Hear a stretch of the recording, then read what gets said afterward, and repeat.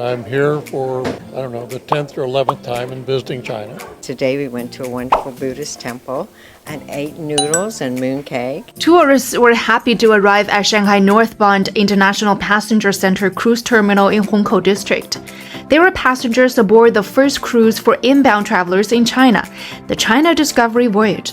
If I start with Shanghai 50 years ago, when it was a little town compared to what it is today, and this Pudong was a mud flat, and there were no buildings there, then I can look and see what's happening. So it's more interesting for me to look and see what I see happening.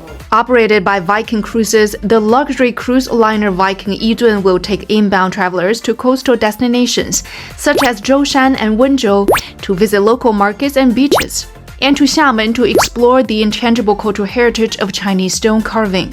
Shanghai and Shenzhen in Guangdong province will be the ship's home ports. We're going down south to very small Chinese cities and along the East China Sea.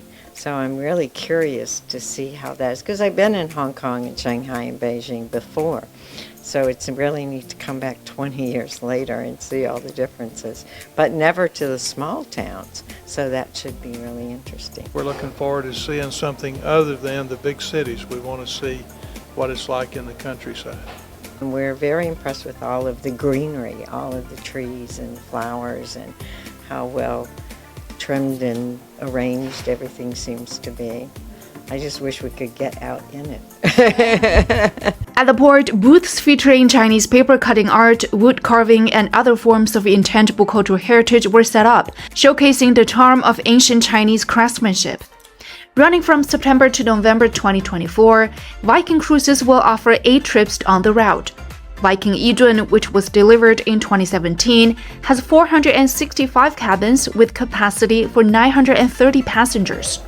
The National Immigration Administration said from January to July this year, 17.25 million tourists came to China, marking a stellar 129.9% jump compared to last year.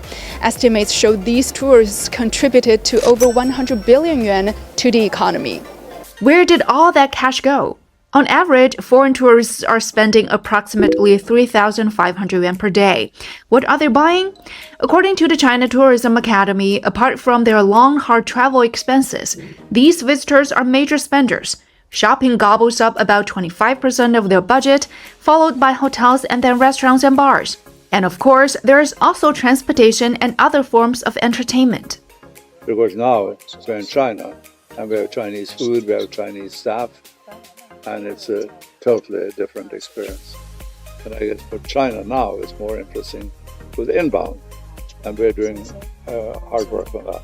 In the upcoming year, Viking Cruises plans to expand the China coastal route serving inbound tourists, covering more destinations and developing more onshore cultural tourism experience projects. The National Immigration Administration issued 846,000 port visas from January to July, which was a 182.9% year-on-year increase.